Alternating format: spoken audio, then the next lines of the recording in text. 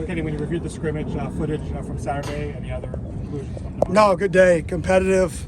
We play more physical than we did last year. Like, that shows up not just in the tackling, but the defeating of blocks, the blocking, even inside run today. Like, we're in day 13, and like there is some movement on both sides of the ball. Like, there's some energy over there to get better, and that's what I told the guys.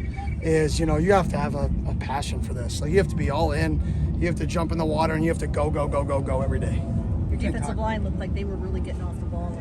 They were. You know, they're getting better and better and better, especially with their twist games. And when you become a good twist team, you actually slow the O-line down. Some teams teach you to stay at the line of scrimmage, and if you stay at the line of scrimmage on the O-line, and a team is then an up-the-field team, right? Well, now you're changing the line of scrimmage and you're moving the line of scrimmage. That's why we're a team that is aggressive on the D-line. We get up the field, and then we're a twist team. But you have to be a good twist team if you're going to do that and be an aggressive up-the-field team with the D-line. You can't mention specific recruits, but what's your barometer on where recruiting is at with high school kids and or locally?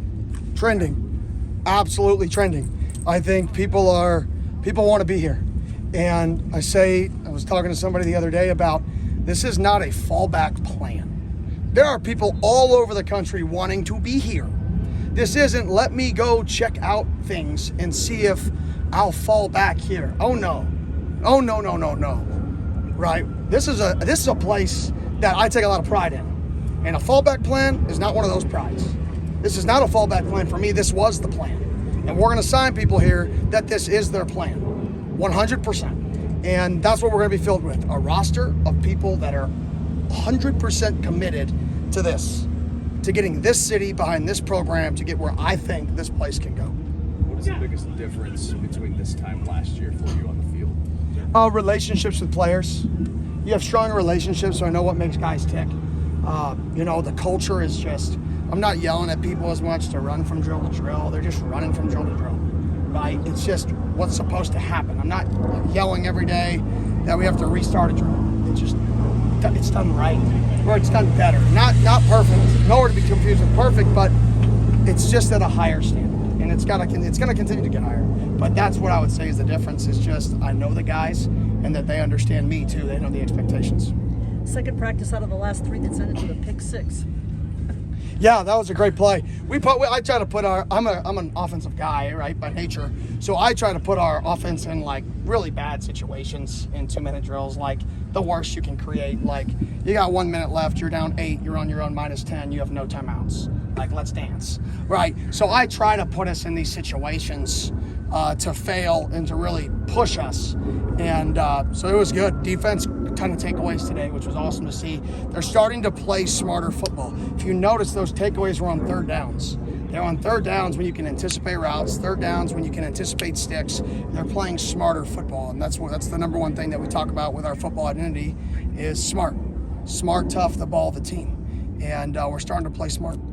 So Ed Woods reported that he's going to the portal. Talk about that, but also your cornerback situation. Yeah, I didn't know that for sure. That was still an up in the air thing when we took practice, so I don't know the validity to anything like that. I'm not saying it's wrong, not saying it's right. I really don't know. Obviously, Ed's a good player. If he does enter the portal, I have a lot of respect for Ed. I really want Ed to succeed in life. Hopefully that's here, and hopefully I think I can help him get to where he wants to go. But if that's not here, then that is a position, that is a loss for us. That is a position that we got to go, get a guy. That wasn't one, to be honest, that I expected. Up to this point, it's kind of been what I've expected. That would be one that's a curveball, and that would be the first guy that, okay, we got to go alter our plan by one to go replace. You did add 2 Division I transfers at corner. You got young guys that you like. So what do you think about just the talent there? Yeah, I love our cornerback room. I think our defensive back room is really talented. So the other thought is, do we maneuver people around, right? But what I'm saying is I don't have the right answer to that yet. We have to find a way to replace that if he is leaving, because he is a really good football player. And it wasn't something that we necessarily expected. All kind of the other things that have happened are somewhat expected.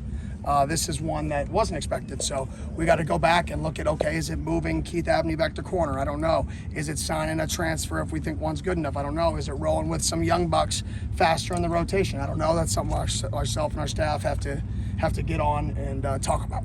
What are your thoughts on the Texas Tempe pipeline and how that's evolved and grown? Yeah, people want to be here. Like, when you live in other places and then you come here, like, there's mountains, there's a sunset. Oh, it's hot, but it's dry heat. Oh, it's so hot. Perfect. Come visit in July. Feel it. Yes, stay your butt inside. Okay? It's okay. So you have to wake up 45 minutes earlier and shovel snow? No, you set your alarm for the exact same time and you get in your car. Your life doesn't change except it's hot, right? And if that's the worst negative that people say, like, that's a good thing. And I embrace people. Come out in the heat. Come on, feel it. I want you to feel it. I want you to feel what everybody says is bad, please, because it's hot. It's hot as heck, right? But if that's the negative, then it is what it is. And I think when Texas kids come out here, they see other Texas kids, they see the mountains, they see the sunset, they see how new the city is, President Crow, the mayor of Tempe, all that they're doing to the city, like, man, this is a great place to be. And that's why we're trending. I think that's why we're on the way up. And you combine that with now, local guys are starting to say, you know what? I grew up a fan here. Why not? And that's only the beginning. We're 18 months into this process. I say our first real class is you're 2 years behind naturally. If you're not recruiting sophomores, something's wrong, right? And we're starting, I feel, to get people to understand. We're starting to get people. I saw a taxi cab that said "Activate the Valley" on it. Somebody tweeted out, and I'm like, that's what this is about. It's a community of people that all have to get behind this cause to get this place where we all know it can go. But everybody's got to stop with the negative. Everybody's got to stop with everything out there that could be perceived as bad or an excuse. Either we're gonna win, myself, my staff, our team, right, our community, or we're gonna lose. And any bit of negative energy from myself, from our team, from our staff to the Valley is actually just pulling us in the wrong direction. You don't get anywhere by pushing people down. Pushing people down does not lift you up. It just lowers your standards. So if we can get everybody to understand, let's stop with the negative, stop with the things in our past, and what are we doing to get to where we want to go? And that is the vision, but we need everybody involved. Is the sweatshirt like a way to put extra pressure on yourself in the heat with the offense? No, I just wear kind of the same thing every day for the most part. Somebody told me there's like a tracker on my hoodie or something. Somebody's doing a tracker. I don't know who, but right. So I don't know.